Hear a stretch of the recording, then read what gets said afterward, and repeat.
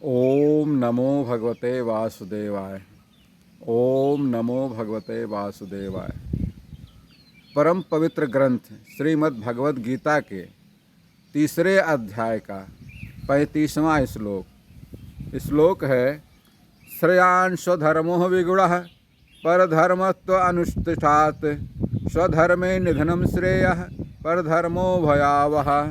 अर्थात अपने नियत कर्मों को दोषपूर्ण ढंग से संपन्न करना भी अन्य के कर्मों को भली भांति करने से श्रेयस्कर है। स्वकर्मों को करते हुए मरना पराये कर्मों में प्रवृत्त होने की अपेक्षा श्रेष्ठतर है, क्योंकि अन्य किसी के मार्ग का अनुसरण भयावह होता है। ये तो इसका अर्थ हो गया। इसकी व्याख्या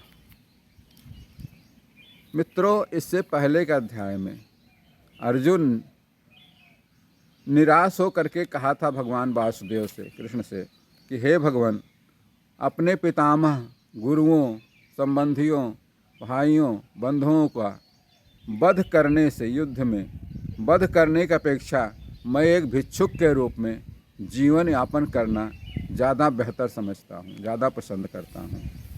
इस श्लोक के जरिए भगवान कृष्ण उस प्रश्न का भी सटीक उत्तर दे रहे हैं जो आज के आधुनिक समाज के लिए भी बहुत ही प्रासंगिक है, बहुत ही रेफरेंस में है, बड़ा अच्छा सटीक है। वहाँ कहते हैं इस श्लोक में भगवान कृष्ण कि एक तरह से अर्जुन क्षत्रिय है और क्षत्रिय का धर्म उसका नियत कर्म क्या? क्षत्रिय का युद्ध करना। युद्ध करना ही क्षत्रिय का नियत कर्म होता है। इसलिए अर्जुन धर्म एवं नियत कर्म युद्ध करना है तथा उसे वही करना चाहिए।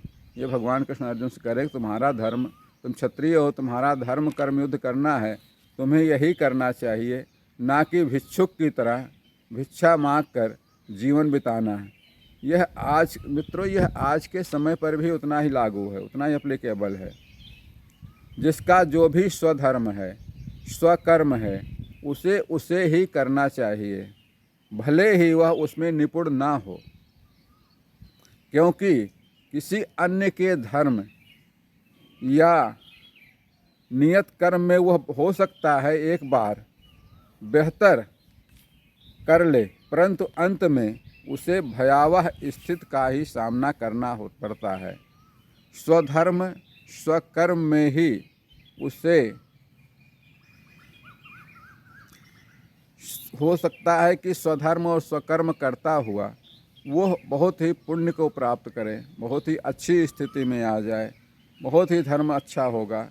स्वधर्म कर्म में हो सकता है कि उसे उतनी सफलता ना मिले। ये भी हो सकता है कि स्वधर्म स्वकर्म में उतनी सफलता ना मिले आपको जितनी किसी और में देख रहे थे, परंतु प्रत्येक साधक को यह आत्मसंतुष्टि जरूर देती है कि मैं अपने धर्म कर्म पर पूरा रहा, ईश्वर हमारा शुद्ध करेगा, भला करेगा, ईश्वर हमारा पुण्य का लाभ होगा, धर्म कर्म पर हैं, ईश्वर की कृपा हमें इससे प्राप्त होगी।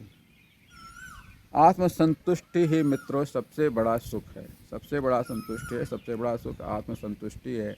तो आपको आत्मसंतुष्टि मिलती है, इससे आपको भगवत कृपा प्राप्त होती है और आपका जीवन सुखमय हो जाता है। बस मित्रों, आज के लिए इतना ही। इससे अगले श्लोक के लिए कर फिल्म रहेंगे। तब तक के लिए श्री कृष्ण शरणम मम, श्री कृष्ण शरणम मम।